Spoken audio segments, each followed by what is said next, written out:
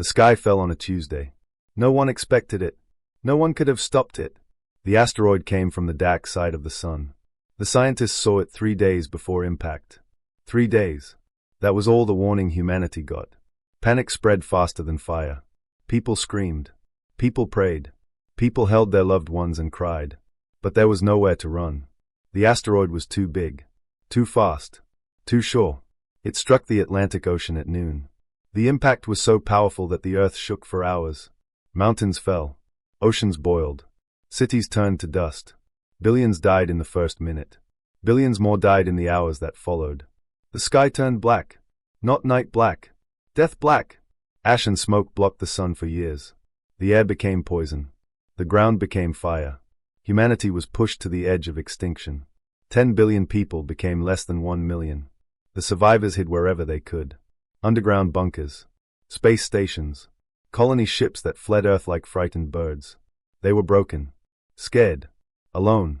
But they were alive. For 10 years, the survivors waited. They lived in darkness. They ate old food. They breathed recycled air. They did not see the sun. They did not feel the wind. They just survived. In the bunkers, children were born who had never seen the sky. They asked their parents, "What is blue?" The parents cried. They could not explain. In the space stations, people looked down at Earth. The beautiful blue planet had turned gray. Brown. Dead. They wondered if they would ever go home. On the colony ships, humans flew to distant stars. They found new worlds. New homes. But they never stopped missing the old one. Then, 10 years after the sky fell, something changed. The ash began to clear. The sun came back. The air became clean again. Life returned to Earth. Grass grew over the ruins. Trees pushed through broken concrete. Flowers bloomed in the cracks of dead cities. The survivors returned. They came down from the bunkers. They landed from the space stations. They flew back from the colony ships. They stepped onto the surface of their home world for the first time in a decade. The world was different. The air was clean. Cleaner than anyone remembered. No smoke. No poison. Just sweet, fresh air. The sky was blue. A deep, endless blue that went on forever. The ruins were covered in green. Vines climbed the broken buildings. Grass covered the dead roads. Flowers grew where people used to walk. It was beautiful. In a sad way. Like a grave with flowers on top. The survivors walked through the old cities. They saw the skeletons of skyscrapers. The shells of houses. The rusted remains of cars. Everything was quiet. Too quiet. No engines. No alarms. No music. No voices. Just wind. And birds. And the sound of their own feet on broken stone. A woman named Elena walked through the streets of her old neighborhood. She had lived here before the sky fell. She remembered the noise. Children screaming while playing. Neighbors arguing over fences. Dogs barking. Car horns honking. Music from open windows. Now there was nothing. She found the place where her house used to be. A tree was growing through the living room. A family of birds lived in the kitchen. Elena sat down on the grass. She tried to feel happy. She was alive. The world was healing. The nightmare was over. But she did not feel happy. She felt empty. Something was missing. She could not name it. But she felt it. A hollow place inside her chest. A quiet that would not go away. Other survivors felt the same. They built new houses. They planted new gardens. They started new factories. They worked hard. They rebuilt. But the emptiness stayed. At night, they gathered around fires. They told stories about the old world. About music and movies and sports. About birthday parties and wedding dances and Sunday barbecues. The young ones listened. They had been born in bunkers. They had never seen a birthday party. Never heard live music. Never tasted barbecue. What did it feel like, they asked. To be part of something big. The older survivors tried to answer. But words were not enough. How do you explain the feeling of a crowded street? The sound of 1,000 voices laughing? The warmth of a stranger's smile? You cannot. Not really. One night, Elena sat alone on a hill overlooking the new settlement. It was a good settlement. Safe. Clean. Organized. But it was not a home. Not really. It was a place where people lived. Not a place where people belonged. She thought about the old world. The noise. The chaos. The mess. People were rude. People were loud. People were annoying. But they were together. They were a family. A loud, messy, annoying family. Now they were just survivors. Quiet. Polite. Careful. Afraid to make noise. Afraid to take up space. Afraid to live too loudly. Elena closed her eyes. She tried to remember the sound of her mother's laugh. Her father's voice. Her little brother's scream when he won a game. She could almost hear them. Almost. But not quite. The memories were fading. Like old photographs left in the sun. She opened her eyes. The stars were out. Beautiful and cold. The galaxy did not care that humanity had almost died. The galaxy did not care that something precious had been lost. Elena stood up. She walked back to the settlement. The streets were empty. The windows were dark. Everyone was inside. Sleeping. Hiding. Still afraid. She understood then. They had survived the apocalypse. But survival was not living. They had saved their bodies. But they had lost something else. Something they could never get back. The noise. The chaos. The mess. The sound of being alive. And the worst part? Most of them did not even remember what they had lost. They only knew that something was missing. A hollow place inside. An emptiness that no amount of rebuilding could fill. Elena went to her small room. She lay down on her bed. She closed her eyes. And in the silence, she wept. Not for the dead, but for the sounds that would never come back. The first survivors returned to the old cities 5 years after the sky fell. They came in small groups. Quiet. Careful. Scared. They did not know what they would find. Maybe nothing. Maybe just dust and bones. But the cities were still standing. Not beautiful. Not whole. But standing. The buildings were gray with ash. The windows were broken. The streets were cracked. But the walls were still up. The roofs were still on. The skeleton of civilization remained. The survivors walked through the empty streets. Their footsteps echoed off the dead buildings. Every sound was too loud. Every whisper carried for blocks. There was no noise. No children playing. No music from open windows. No couples arguing. No friends laughing. No car engines. No doorbells. No alarm clocks. Just wind. And birds. And the sound of their own breathing. A man named Marcus stood at the corner of a street he used to know. Before the sky fell, this was a busy road. Cars honked. People shouted. Street vendors sold food. Music played from shops. Now there was nothing. Just empty buildings. Just silence. He called out, "Hello." His voice bounced off the walls. No one answered. "Is anyone there?" Silence. He walked for hours. He passed schools with no children. Playgrounds with no swings. Churches with no bells. Homes with no lights. Everywhere he went, the same emptiness. The same quiet. Other survivors had the same experience. They walked through their own cities. Their own neighborhoods. Their own memories. And everywhere, silence. They called out for friends. For family. For anyone. No one answered. They realized the truth. Most of humanity was gone. Not just dead. Gone. The population had dropped from 10 billion to less than 1 million. 1 million sounds like a lot. But spread across an entire planet, it is nothing. A small crowd. A whisper. A ghost. The survivors gathered in the old city centers. They looked at each other. Strangers now. The old connections were broken. The old communities were gone. "We have to rebuild," someone said. So they did. They cleaned the streets. They repaired the buildings. They planted gardens in the empty lots.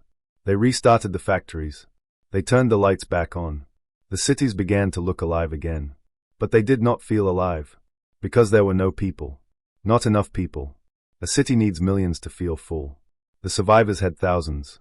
Maybe tens of thousands. Not enough to fill the empty spaces. Not enough to make noise. Marcus worked hard. He helped rebuild a school. He painted the walls. He put desks in the rooms.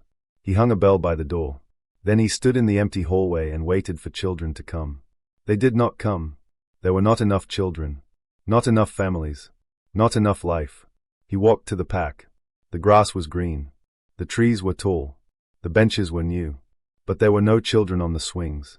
No couples on the benches. No old men playing chess. Just emptiness. Just silence. At night, the survivors gathered around fires. They tried to be loud. They tried to laugh. They tried to sing. But their voices were small. The night was big. The silence swallowed their noise like a hungry animal. A young woman named Lily sat next to Marcus. She had been a child before the sky fell. She remembered the old world. A little. Marcus, she said. Why is it so quiet? Marcus looked at the dark sky. The stars were bright. No city lights to drown them out. Because there are not enough of us, he said. A city is not buildings. A city is people. And we do not have enough people. Lily thought about this. But we are rebuilding. Won't the noise come back? Marcus shook his head. Noise comes from life. Life comes from numbers. We have lost too many. The noise will never come back. Not in our lifetime. Maybe not ever. Lily felt a cold feeling in her chest. She had never thought about it that way. She thought rebuilding was enough. She thought fixing the buildings would fix everything. But the buildings were not the problem. The emptiness was the problem. And emptiness cannot be fixed with hammers and nails. Weeks passed. Months. The survivors kept rebuilding. They built houses. They built hospitals. They built factories. They built everything they needed to survive. But they could not build back the noise of life. The streets stayed silent. The schools stayed empty. The parks stayed quiet. One day, Marcus walked to the top of a hill. He looked down at the city below. It looked beautiful. The buildings were clean. The lights were on. The gardens were green. But it was a dead city. A museum of what used to be. A grave with a pretty face. He closed his eyes. He tried to remember the noise. The honking cars. The shouting vendors. The laughing children. The music. The chaos. The life. He could not remember. Not really. The memories were fading. Like old photographs left in the rain. He opened his eyes. The city was still there. Still silent. Still empty. He understood then. The apocalypse had not just killed people. It had killed something else. Something harder to name. It had killed the sound of being alive. And no amount of rebuilding could bring that back. He walked down the hill. He passed a playground with no children. A school with no students. A street with no footsteps. He kept walking. Because what else could he do? He was alive. They were all alive. And being alive meant moving forward. Even when forward led nowhere. Behind him, the city stood silent. Waiting for noise that would never come. Kira was born 3 years after the sky fell.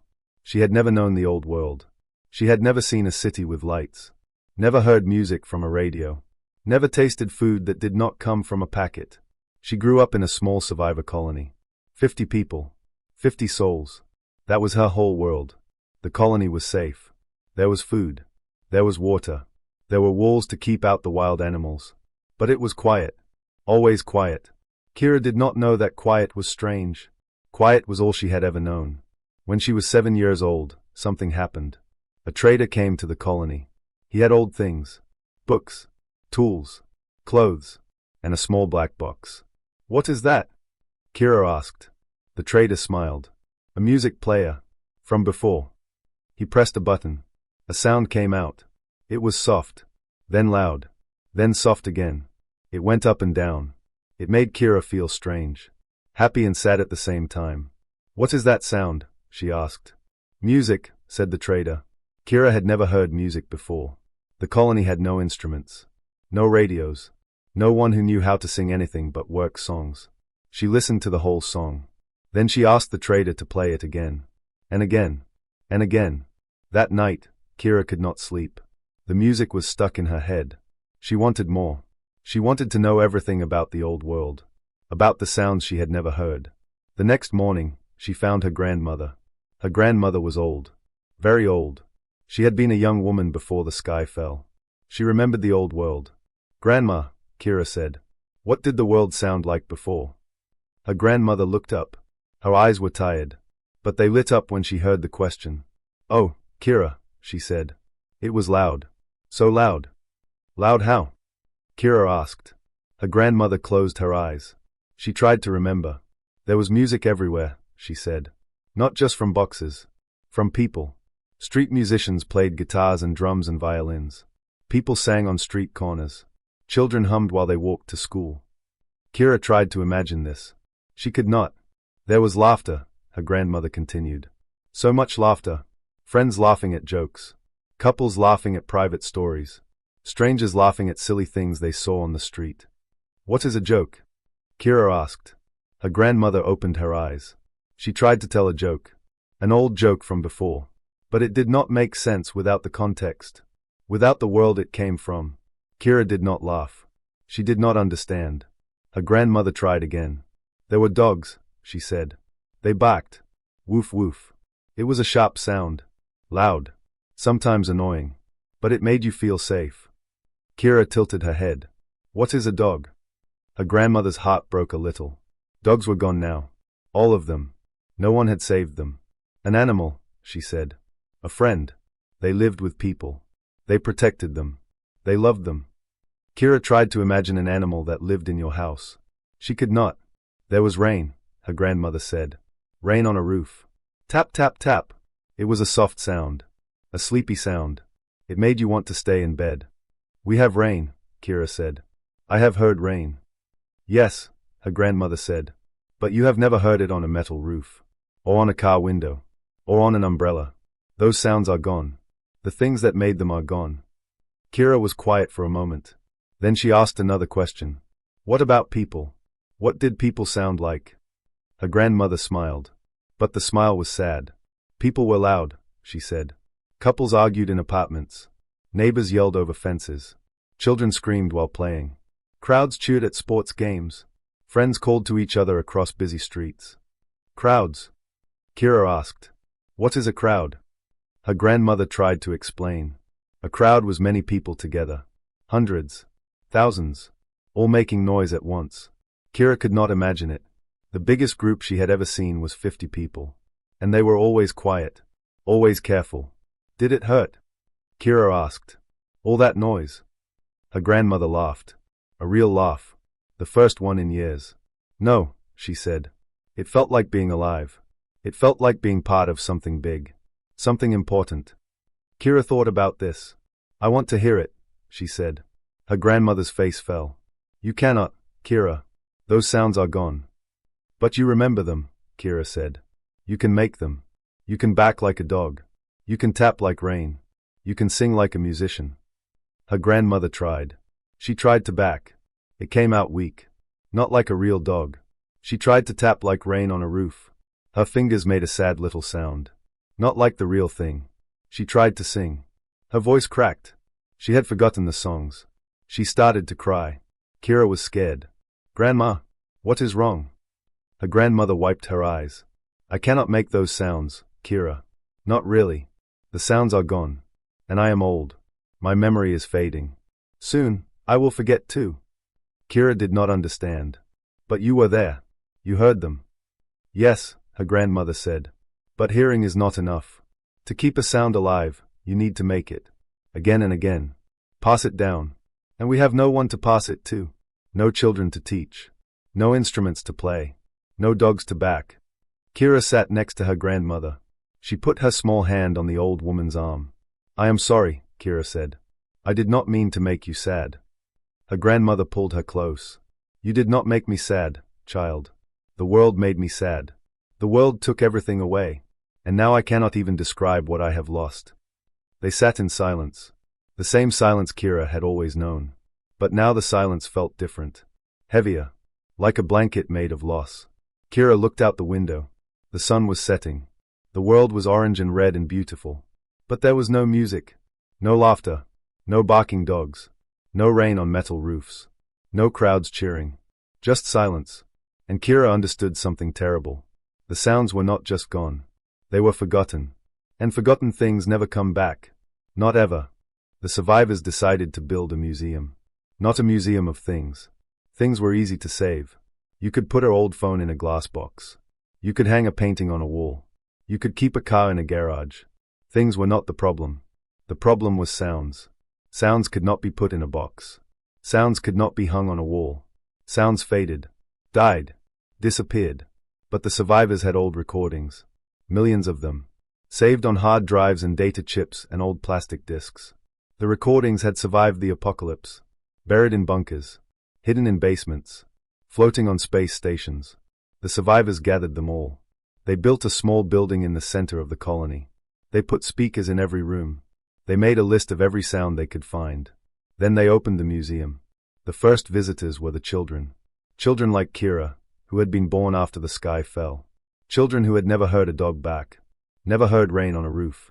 Never heard a crowd cheer. They walked into the museum with curious eyes. They did not know what to expect. The first room was called music.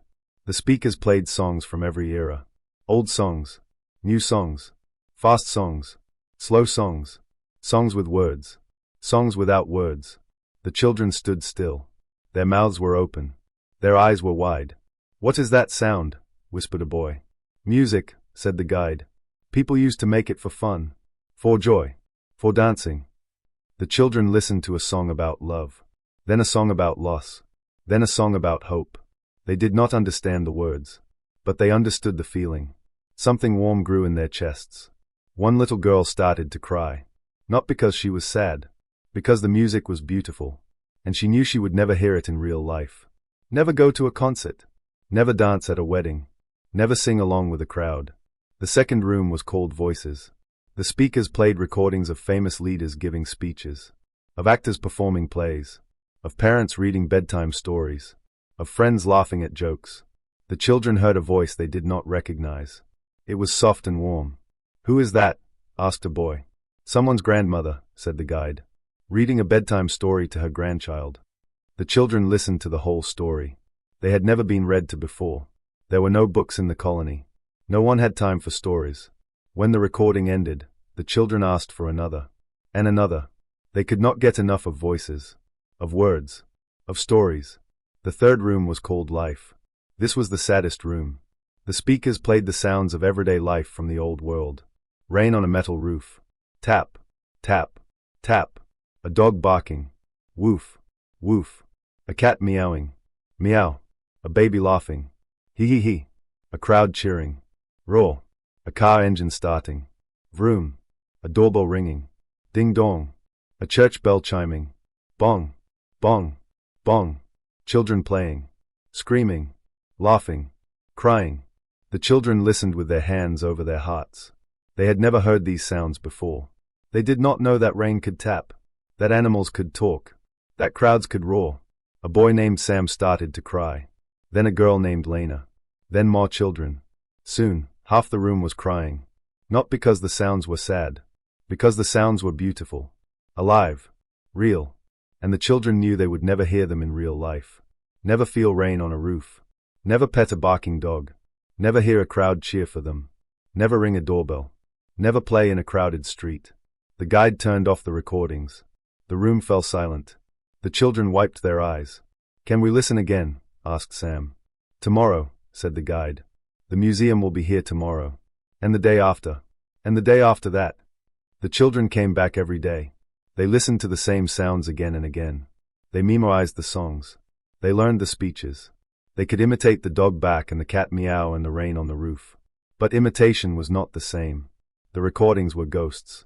Echoes of something that no longer existed. The museum became the most important place in the colony. Everyone came. The old survivors came to remember. The young ones came to learn. The museum was full every day. But it was also the saddest place. Because every sound in the museum was dead. A memory. A ghost. A photograph of a noise. Kira visited the museum often. She loved the room called Life best. She would close her eyes and listen to the sounds of the old world. Rain. Dogs. Crowds. Laughter. She could almost imagine what it felt like. Almost. But not quite. One day, she asked the guide a question. "Why can we not make these sounds again? Why can we not get a dog? Why can we not build a metal roof? Why can we not gather a crowd?" The guide was an old man. He had been a child before the sky fell. He remembered the old world. "We cannot get a dog because there are no dogs left," he said. "We cannot build a metal roof because we do not have metal. We cannot gather a crowd because there are not enough of us." Kira looked at the floor. "So the sounds are gone forever." The guide nodded. "The sounds are gone forever. The museum can only play ghosts. It cannot bring them back." Kira left the museum. She walked through the silent streets. She passed empty playgrounds and dark windows and quiet gardens. She closed her eyes. She tried to hear the sounds from the museum. Rain.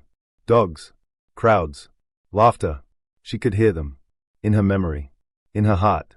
But memory was not enough. Heart was not enough. The sounds were dead. And the museum was their tomb. She opened her eyes. The streets were still silent. The world was still empty. She kept walking. Because what else could she do? The sounds were gone. But she was still here. And being here meant remembering, even when remembering hurt. Years later, the world was safe again. The air was clean. The water was pure. The ground was stable. No more ash. No more poison. No more fear. The survivors had built a new city. It was small compared to the old ones. But it was good. Strong walls. Warm houses. Full gardens. Bright lights. An alien visitor came to see it. His name was Vel. He had heard about Earth. About the apocalypse. About the humans who refused to die. He expected to see something amazing. A civilization rising from the ashes. A story of victory and hope. He found Elena sitting on a hill overlooking the city. She was old now. Her hair was gray. Her face was tired. But her eyes were still kind. Vel sat next to her. "You rebuilt well," he said. "You should be proud." Elena nodded. "We are proud. We worked very hard. Many people died so we could have this." "It is quiet," Vel said. "Peaceful." Elena looked at the city. The streets were clean. The buildings were neat. The lights were soft. Everything was in order. "Yes," she said.